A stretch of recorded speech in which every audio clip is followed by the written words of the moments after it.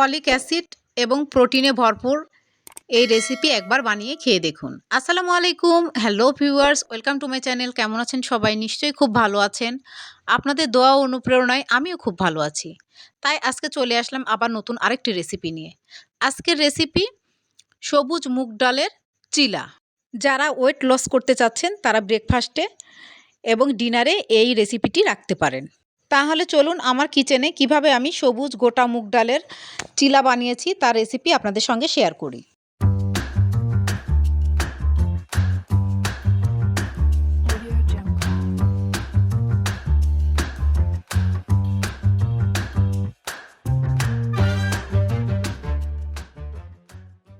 এখানে আমি 200 গ্রাম পরিমাণ গোটা সবুজ মুগ ডাল নিয়েছি। এবার এগুলোকে ভেজাতে হবে, তার জন্য পানি ঢেলে দিলাম। আমি সারা রাত ভিজিয়ে রেখেছিলাম, যেহেতু সকালে ব্রেকফাস্টে খাবো তার জন্য সারা রাত ভিজিয়ে রেখেছি। আপনাদের হাতে সময় না থাকলে 3-4 ঘন্টা ভিজিয়ে রেখেও এটাকে পেস্ট করে নিতে পারেন।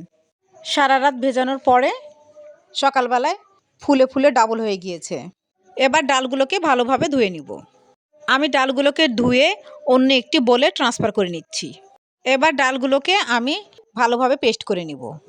এখানে আমি কয়েকটি কাঁচামরিচ নিয়েছি, কয়েক টুকরো বড় সাইজের রসুনের কোয়া নিয়েছি, 3টি বড় সাইজের পেঁয়াজ, কিছু ধনিয়া পাতা নিয়েছি। এবার এগুলোকে কেটে নিতে হবে, আর কাঁচামরিচ এবং রসুনগুলোকে একসঙ্গে মুগ ডালের সঙ্গে পেস্ট করে নিতে হবে।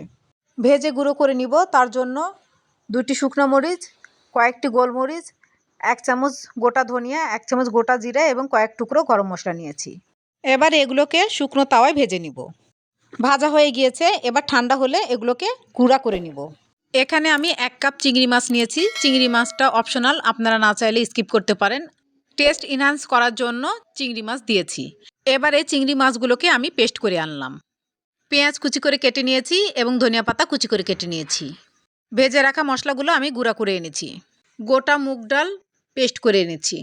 এবার পেস্ট করা ডালগুলোকে মাখিয়ে নিব, তার জন্য পেঁয়াজ কুচি দিয়ে দিলাম, ধনিয়া পাতা কুচি দিয়ে দিলাম, ভেজে গুঁড়ো করে রাখা মশলাগুলো দিয়ে দিলাম, স্বাদ মতো লবণ দিলাম, 1 চামচ চিনি দিলাম। চিনিটা অপশনাল, না চাইলে স্কিপ করতে পারেন, তবে দিলে টেস্ট এনহ্যান্স করে।